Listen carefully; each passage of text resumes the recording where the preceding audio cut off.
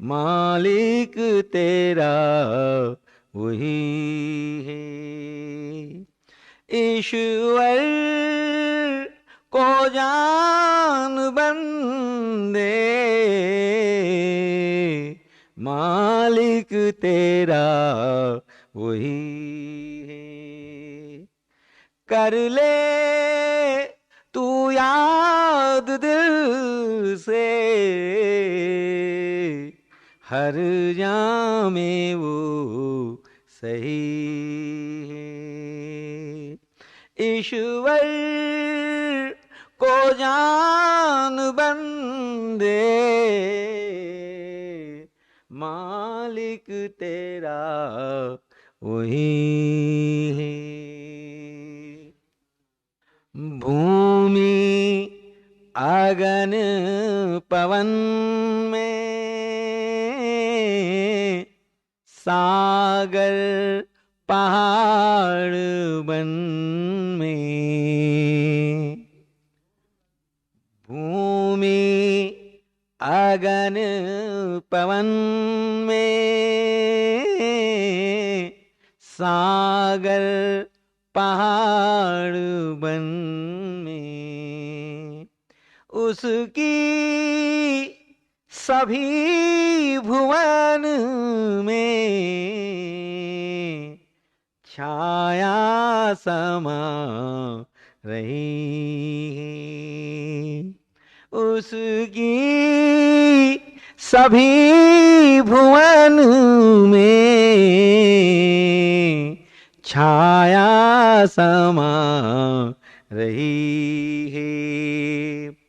ईश्वर को जान बंदे, मालिक तेरा वही है।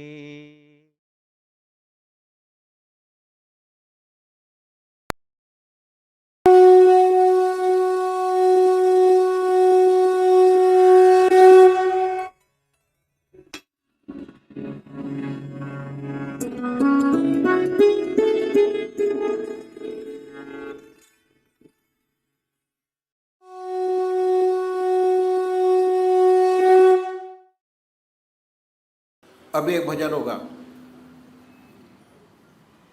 और भजन के साथ साथ सभी भाई बहन अपने अपने इष्ट का ध्यान करेंगे।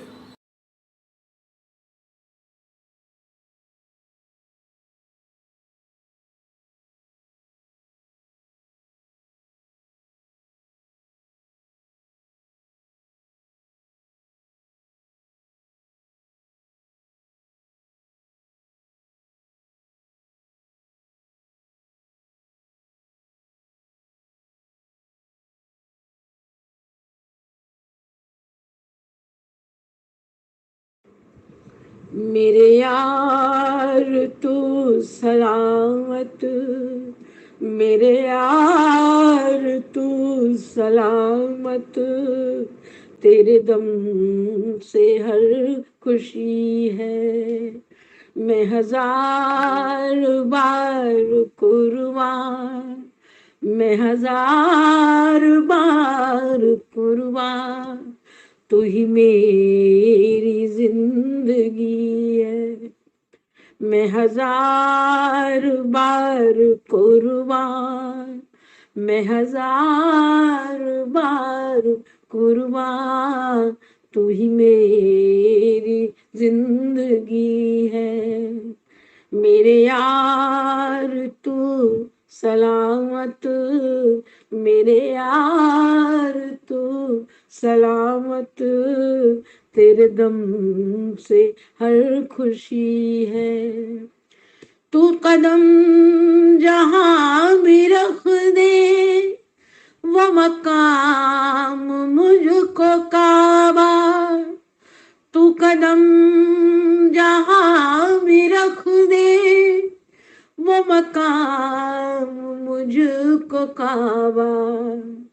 तेरी रह गुजर पे हर जान, तेरी रह गुजर पे हर जान, ये जबी मेरी झुकी है, तेरी रह गुजर पे हर जा, तेरी रह गुजर पे हर जा, ये जबी मेरी झुकी है। मेरे यार तू सलामत, मेरे यार तू सलामत, तेरे दम से हर खुशी है। कभी मनों में छिपना, कभी छुप के झांक लेना, कभी मनों में झुकना, कभी छुप के झांक लेना, तेरा ये मजाक ठहरा, तेरा ये मजाक ठहरा, मेरी जान पर बनी है। तेरा ये मजाक ठहरा, तेरा ये मजाक ठहरा, मेरी जान पर बनी है। मेरे यार तू सलामत, मेरे यार तू सलामत, तेरे दम से हर खुशी है। मैं हजार बार कुर्बान, मैं हजार बार कुर्बान, तू ही मेरी जिंदगी है। ध्रुव एक तारा हूँ मैं, किसी और को न देखूं, ध्रुव एक तारा हूँ मैं, किसी और को न देखूं, यही है नमाज मेरी, यही है नमाज मेरी, यही मेरी बंदगी है, यही है नमाज मेरी, यही मेरी बंदगी है। मेरे यार तू सलामत, मेरे यार तू सलामत, तेरे दम से हर खुशी है। मेरे यार तू सलामत, कभी फिर दुआ न मांगी कि मैं और मांगती क्या, कभी फिर दुआ न मांगी कि मैं और मांगती क्या, मुझे तुम जो मिल गए हो, मुझे तुम जो मिल गए हो, मेरे पास क्या कमी है, मुझे तुम जो मिल गए हो, मुझे तुम जो मिल गए हो, मेरे पास क्या कमी है। मेरे यार तू सलामत, मेरे यार तू सलामत, तेरे दम से हर खुशी है। मैं हजार बार कुर्बान, मैं हजार बार कुर्बान, तू ही मेरी जिंदगी है, तू ही मेरी जिंदगी है। मेरे यार तू सलामत, मेरे यार तू सलामत, तेरे दम से हर खुशी है। मैं हजार बार कुर्बान, मैं हजार बार कुर्बान, तू ही मेरी जिंदगी है। मैं हजार बार कुर्बान, मैं हजार बार कुर्बान, तू ही मेरी जिंदगी है।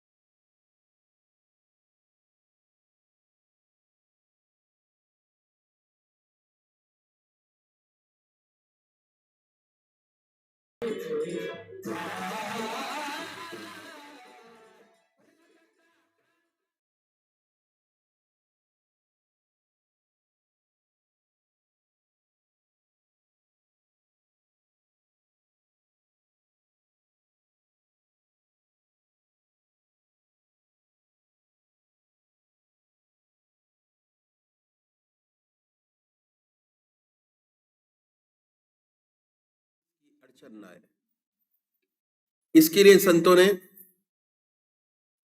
दूसरा स्टेप जो बताया वो है भोजन करने का। हर मनुष्य भोजन करता है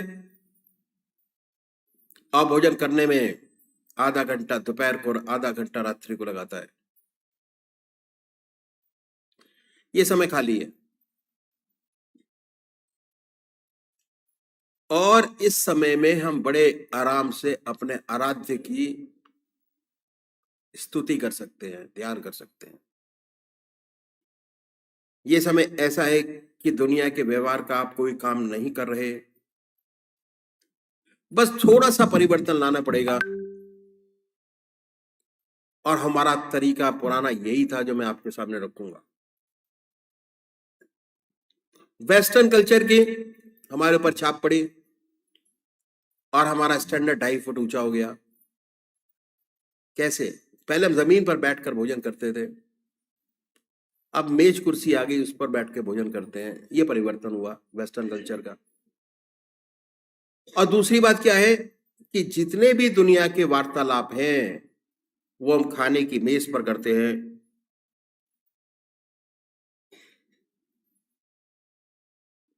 क्योंकि हमने अपने आप को वेस्टर्नाइज कर लिया, पश्चिम सभ्यता को अपना लिया। इसलिए इस तरीके में तब्दीली लानी होगी यदि आप आध्यात्मिक जिंदगी चाहते हैं तो। और परिवर्तन क्या है? बहुत छोटा सा परिवर्तन है कि जो है वो है, मेज कुर्सी है तो है। जैसे भोजन आपके सामने आए आप उसको अपने इष्ट देव के अर्पण कर दीजिए कि हे प्रभु, ये भोजन जितनी आपको जरूरत है उतनी एक थाली और लेके उसमें निकाल दीजिए। उसके बाद प्रभु की आराधना कीजिए, अपने इष्ट देव को याद कीजिए और उसी की याद में हर ग्रास खाइए। कोई भी ग्रास बगैर परमात्मा की याद के आपके शरीर में न जाए, कोई भी पानी का घूंट बगैर परमात्मा की याद में आपके शरीर में न जाए। ये अभ्यास बिना परमात्मा की याद के ना पिए। भोजन की एक विशेषता है, भोजन जिन विचारों में डूब कर किया जाता है उन्हीं विचारों का रंग खून, उन्हीं विचारों का रंगवा बनता है। अगर आप भोजन परमात्मा की याद में डूब कर करेंगे तो खून बनेगा, परमात्मा की याद का रंगवा बनेगा। और जब भी आप खाली होंगे ऑटोमेटिक काम शुरू हो जाएगा। ऑटोमेटिक परमात्मा की याद आएगी, आपको प्रयत्न नहीं करना पड़ेगा, दिमाग में प्रेशर नहीं डालना पड़ेगा। अगर 15 दिन आपने भोजन परमात्मा की याद में कर लिया तो 16वें दिन जैसे ही भोजन का थाल आपके सामने आएगा ऑटोमेटिक आपका ध्यान परमात्मा की याद शुरू हो जाएगी। भक्ति के लिए जब तक आपका खून नहीं बदल जाता भक्ति नहीं आती। भगवान श्री कृष्ण ने अभ्यास की दृष्टि से, साधना की दृष्टि से 4 विशेष बात बतलाई। पहली आहार की शुद्धि, ये आहार की शुद्धि है जो मैंने आपके सामने रखी है कि परमात्मा की याद में डूबकर भोजन कीजिए। ऑटोमेटिक आपका ध्यान बढ़ना शुरू हो जाएगा। जो खून बनेगा वह परमात्मा की याद का रंगवा बनेगा। जब भी आप खाली होंगे ईश्वर की याद आएगी, दूसरी तरफ मन नहीं जाएगा। क्योंकि आप पूजा में भी परमात्मा की याद करते हैं, ध्यान करते हैं, और भोजन भी परमात्मा की याद को याद करके कर रहे हैं अपने इष्टदेव को, तो ये आधा घंटा सुबह पूजन, आधा घंटा सायकाल भोजन ऑटोमेटिक पूजा में बदल जाएगा। आपको प्रश्न नहीं करना पड़ेगा। तीसरी बात क्या है कि इन संतों ने बहुत भारी जोर दिया स्वादेंद्रिय निग्रह पर। जब तक स्वाद पर कंट्रोल नहीं होता तब तक आत्मा की सारी इंद्रियों पे कंट्रोल नहीं हो पाता। स्वाद पर कंट्रोल करने का सुंदर सभ्य तरीका हमारे संतों ने बताया जो ग्रस्त में हुए कि परमात्मा की याद में डूबकर भोजन कीजिए, ऑटोमेटिक आप स्वादों से ऊपर उठ जाएंगे और हमारा पेट भूखा नहीं होता, हमारी आंखें भूखी होती हैं। खाना अच्छा देखा पर कंट्रोल नहीं कर पाए, तो बड़े आराम से जब स्वाद पर कंट्रोल होगा तो आत्मा की सारी इंद्रियों पर कंट्रोल हो जाएगा। बहुत से महात्मा बहुत कष्ट उठाते हैं स्वाद पर कंट्रोल करने के लिए। आप तो वृंदावन मथुरा में बैठे हैं, बहुत से तरीके स्वाद पर कंट्रोल करने के जो यहाँ के महात्मा लोग हैं वो उठाते हैं। कोई फीका छोड़ता है, कोई मीठा छोड़ता है, कोई नमक छोड़ता है, कोई कोई महात्मा तो बहुत कष्ट उठाते हैं, सारी चीजें मिलाकर खाते हैं, बड़ा तप पर तपस्या करते हैं। कोई कोई महात्मा तो घास घोट कर पीते हैं। हमारे सदगुरुओं ने बड़ा रैशनल तरीका बताया कि आप परमात्मा की याद में भोजन कीजिए, ऑटोमेटिक स्वादेंद्रिय निग्रह हो जाएगा, स्वादों से आप ऊपर उठ जाएंगे। अब आपके 2 घंटे पूजा के हो गए। आधा घंटा सुबह पूजा, आधा घंटा सायकाल, आधा घंटा दोपहर भोजन, आधा घंटा रात्रि भोजन। मेरे को एक किस्सा हमारे महाराज जी का याद हो आया, बहुत पुराना किस्सा है। मथुरा में सत्संग का कार्यक्रम था,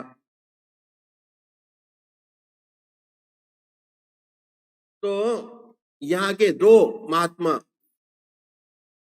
भाई महाराज जी से मिलने आए। एक हाथी वाले बाबा थे, वो आए मिलने के लिए, शायद आपने नाम सुना होगा। दूसरा एक लेडी थी महात्मा, वो आई। जब कार्यक्रम शुरू हुआ तो आके बैठे, और जब कार्यक्रम खत्म हुआ तो मिलने के लिए आई। कहती 2 शब्द मैं सबके सामने कहना चाहती हूँ। 2 शब्द कहे और उसमें कहा कि ऐसा ग्रस्त संत मैंने आज तक नहीं देखा। जिस जगह में सालों से रुकी हुई थी आध्यात्मिक सीढ़ी के ऊपर, वो आज इनके सानिध्य में आने के बाद वो खुल गई, आगे बढ़ी। हाथी वाले बाबा ने भी कहा कि मैं यहाँ के जितने भी मठ के लोग हैं उन सबको बुलाऊंगा और आपका प्रवचन कराऊंगा उसके बीच में, अगर वो भी शायद नहीं रहे, ये वो काम ना हो पाया। तो उसके बाद लोगों ने आग्रह किया कि हमारा भोजन प्रसाद बना है, उसको पान करके जाइएगा। कहते आज मैंने ऐसा भोजन का पान किया है कि मुझे सालों सालों तक याद रहेगा, और मेरी जो प्रोग्रेस रुकी हुई थी, साध्वी थी, वो आज खुली, और अब लगता है कि अपने जीवन के लक्ष्य को मैं प्राप्त कर सकती हूँ। पीटी जी महाराज बड़ौदा के, वो आदमी ऐसा 5 साल की उम्र में उसने घर छोड़ा और 65 साल की उम्र में हमारे महाराज जी के पास संपर्क में आया। गीता का ज्ञाता, प्रेसिडेंट अवार्डेड,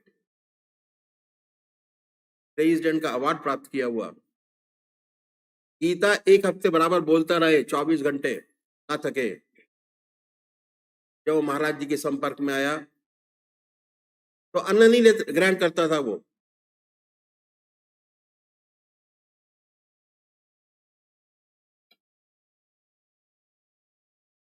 अन्न ग्रहण नहीं करना। हमारे अनंत प्रोग्राम में पधारे, उनके लिए विशेष अरेंजमेंट किए गए सारी चीजों के। हर साल आते, अरेंजमेंट करते। उसके बाद एक दिन महाराज जी के सामने आके बैठ गए कि महाराज मुझे पूजा सिखा दीजिए। उससे पहले का वाक्य है कि हमारे महाराज जी ने उनको बोला कि बीडी जी महाराज कुछ गीता के ऊपर सुना दो।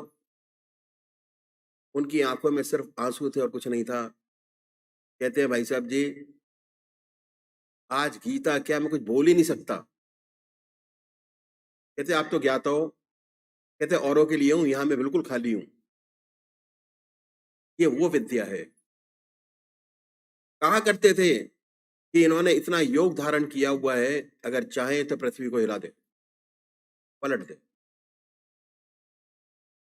उसके बाद वो खाना, भाई साहब जी खाना खा रहे थे, महाराज जी हमारे आके खड़े हुए, कहते मेरे को पूजा सिखा दे। कहते भाई नहीं, तुम सन्यासी लोग हो, हम गृहस्थी लोग हैं। हमारे घर कभी एक टाइम का खाना होता है, कभी 2 टाइम का भी नहीं होता।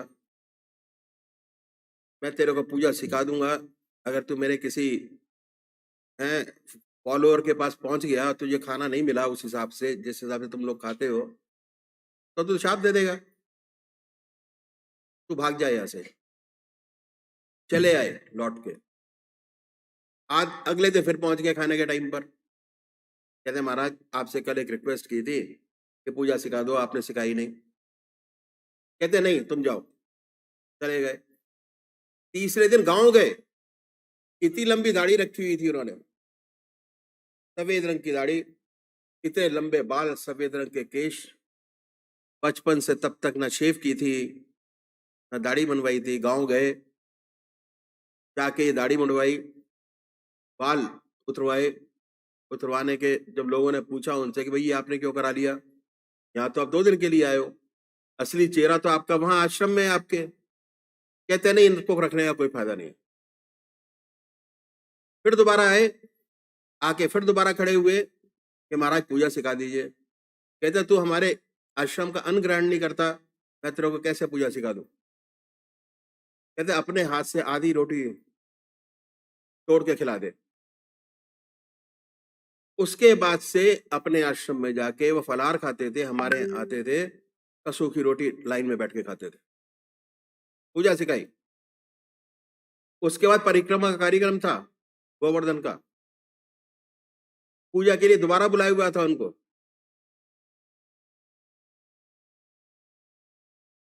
उस टाइम महाराज जी ने एक प्रश्न किया उनसे कि तू क्यों पूजा लेना चाहता है। कहते परमात्मा की प्राप्ति। जब ये उन्होंने कहा तो हमारे महाराज जी ने उनसे ये कहा कि क्या गारंटी है कि यहाँ आने के बाद तेरे को परमात्मा की प्राप्ति हो ही जाएगी। कोई गारंटी नहीं,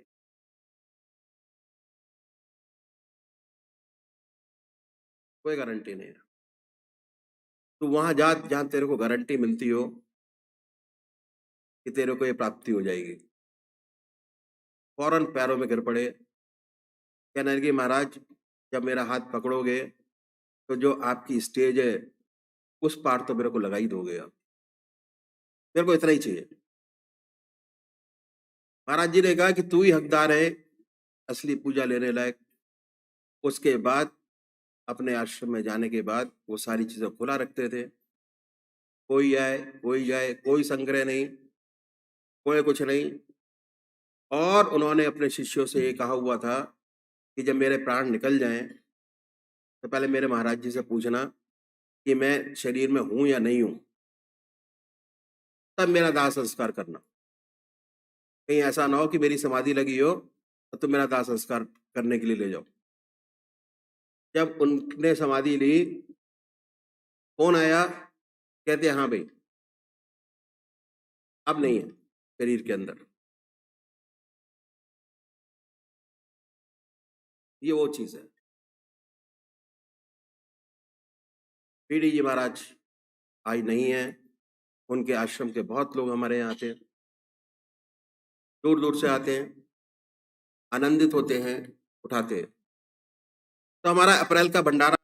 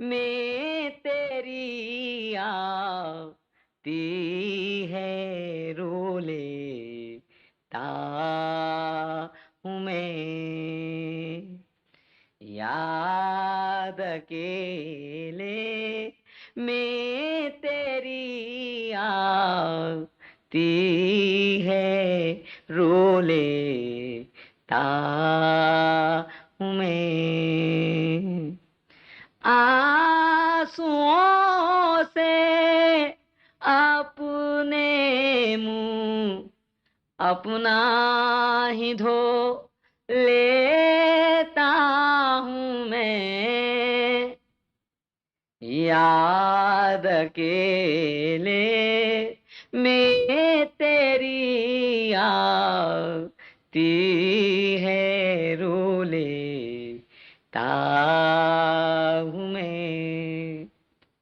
याद अकेले मैं तेरी आती है रो लेता हूँ मैं, पोंछ जा आंचल से अपने आके तू आंसू मेरे, पोंछ जा आंचल से अपने आके तू आंसू मेरे, हिलकियाँ बंधती है तेरा नाम जो लेता हूँ मैं, हिलकियाँ बंधती है तेरा नाम जो लेता हूँ मैं, आंसुओं से अपने मुंह अपना ही धो लेता हूँ मैं, याद अकेले मैं तेरी आती है रो लेता हूँ मैं, याद अकेले मैं तेरी आती है रो लेता हूँ मैं, काश सीने पर तेरे पड़ते ये आंसू प्रेम के, काश सीने पर तेरे पड़ते ये आंसू प्रेम के, अपने दामन पर मैं इनको थाम तू लेता हूँ मैं, अपने दामन पर मैं इनको थाम तू लेता हूँ मैं, आंसुओं से अपने मुंह अपना ही धो लेता हूँ मैं, याद अकेले मैं तेरी आती है रो लेता हूँ मैं, याद अकेले मैं तेरी आती है रो लेता हूँ मैं।